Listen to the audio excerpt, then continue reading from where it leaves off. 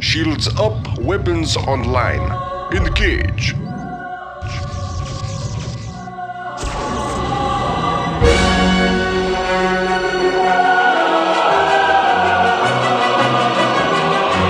do I get out of this chicken shit outfit? Cut down by all of those zealots. Far too many units over on the StarCraft 2 development team side. We can see David Kim was able to regroup very quickly, even though that he did lose a few units out there. Matt Gocher, of course, continuing to pump zealots. Let's see what he's been up to in his base. He hasn't gone for Warp Gates quite yet. He's gone triple gateway and pumping massive amounts of zealots. He is researching Warp Gate, which is a critical research for the Protoss. In addition to using Warp Gates defensively to warping units around your base to protect against surprise attacks, or using them offensively to sort of sneak a power source into any base, you can also use Warp Gates just to speed up your production. Warping units is faster than building them, so it's really a key technology for the Protoss. It's not a Protoss we're seeing a lot of players bypass at this point in the game, and here comes the single Zergling, just causing some shenanigans, looking to sneak inside.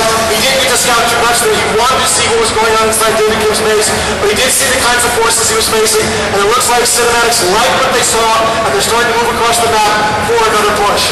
Interesting choice. I guess that Cinematics actually didn't get to see the entirety of the StarCraft development team's forces, and oh my gosh, there it goes. We can see that Hellions trying to get there to go as much as possible, but there are too many zealots on the field. All of the Zerglings from both teams go down as the zealots going for a surround. The Marauders able to slow down the zealots, maybe able to finish them off. It depends what happens. They can bring in some additional Zerglings to come in with some backdoor action. Wow, look at all of that micro by those players. See the tiny amounts of movements as the Marines would back up a little bit. The Marauders would focus on just the right zealots and try to slow them down. Lots of little micro available in StarCraft 2 to really, especially with Marauders, to try to slow down enemy force. Lots of little micro decisions there to determine the outcome of that battle. And there is the Terran threat that he can get on the board. Some siege tanks could really break open in this game at this point as Team 1 backs up against that threat. If the Zerglings and Zealots can make it up in there, though, there's not much that the siege tank is really going to be able to do about it. But I think that's why Matt Gocher is working on a little something else. What's that? More Colossus for Matt Gocher. As the game goes along, Matt is leaning on a unit that he knows works for him and he knows will be effective. And you can see all these players have been dancing again and again and again with the Tier 1, hoping to get a break. None of the players have managed to really push through. There have been some effective raids, but no decisive blows have been struck. And as the game continues, all these players are now looking for a way out, for a way to finally bring the fights together and really crush them.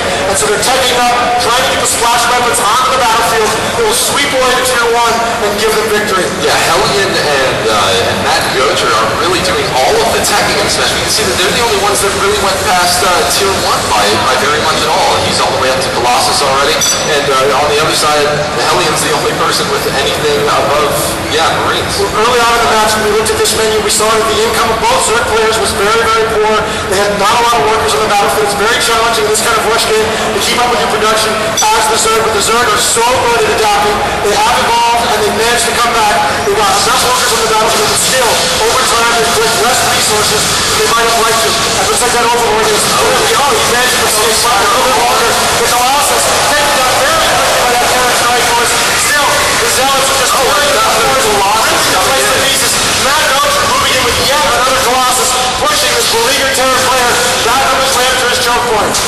So this is where the StarCraft development team is going to continue pushing right through Hellion's face. He doesn't have too much incentive, but using those supply posts to raise the just in time. Zealots are now stuck outside, forced to only attack the supply depot while the units wail on them.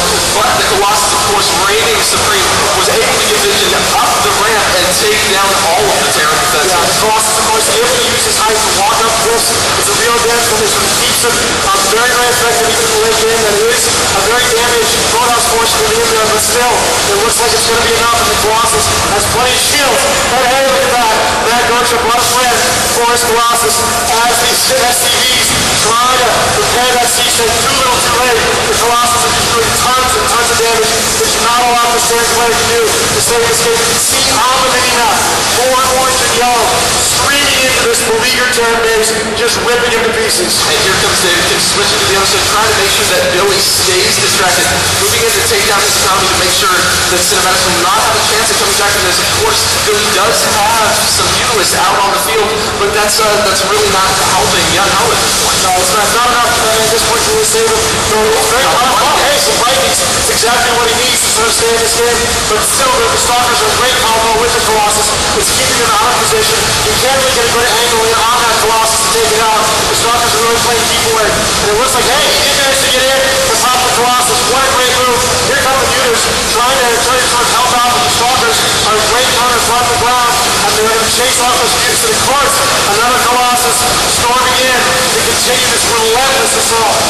So Billy's really trying to do everything that he can. He does have a Corruptor out on the field. Corruptor can attack Colossus, and if they do get that last hit, we will see them do a lot of damage to the other units here. We can see a corrupted mask dealing damage to all of the units around it, but it looks like Matt's going to be able to fend off anything that Billy sends.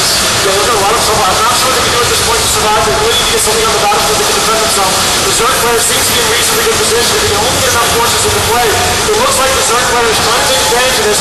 Billy is moving around the top of the map, trying to get some more damage. He's got some years and a Corruptor. This is just not a lot at this point to really threaten the Yellow Zerg player, but he wants to get some more damage. It looks like he's got some more forces moving up. I'm not sure it'll be enough against the Colossus. If he can get the surround on the Colossus, he might be able to do some damage. The Colossus are in effect. Not so great on the Zerglings in the surround. You can see he's taking some damage on the Zerglings, but the Colossus does go down, torn down by the superior Zerg numbers.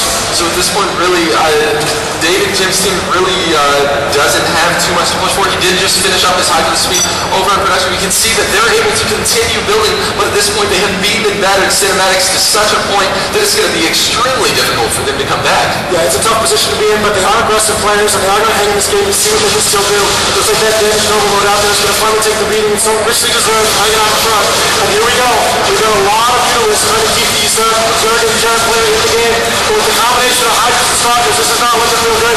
Zerglings rushing into play, trying to help out the Hydras, using their speed, using the creep bonus to play keep away, and that Hydra is going to quickly go down to this mass firepower from Team 1. Yeah, it's looking very, very grim for Cinematics at this point, although they did put up a great fight thus far. We can see that Billy is trying to harass the Apostles, taking down some of David Kim's over. If he's able to use that off, yes, that does put him into negative supplies, so we won't see any more units on the field, but it looks like they'll have enough to finish off Cinematics as it is. Yeah, they've really got plenty at this point. Cinematics has got nothing left to hold.